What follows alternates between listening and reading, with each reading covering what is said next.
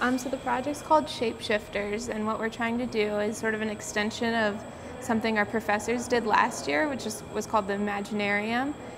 So that was a space for children to sort of play in and use their imagination. It's like a different type of play space. So this year we're springing from that idea, and we want to add the movement of like shape-shifting and like movement, transformation, that sort of thing. And I liked the idea. So what we started with was coming up with very like abstract shapes, like not even thinking about the play structure. And then we like tried to put them together in different ways and think about how it could form a play structure. And so the idea behind that was like those shapes were not something like a playground, they weren't something that was familiar. There's been a lot of like sharing experiences, and like I remember, when I was on the playground when I was, 8 and did this, and that was a lot of fun. Maybe how do we incorporate that kind of play, bringing in experiences from all over. But then also bringing it back to reality is always, the hard part, where it's like, that's not safe. Like we can't do that.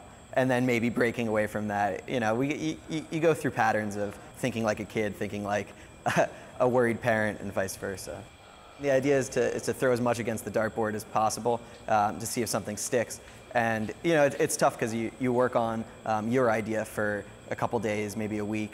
You bring it back to their group, and at some point it's going to be either torn apart or added to something else. But it's good that way. You don't get stuck with one idea. You don't get stuck trying to do the same thing over and over again, treading water. By combining ideas, we come up with more interesting forms, more interesting shapes, and things like that.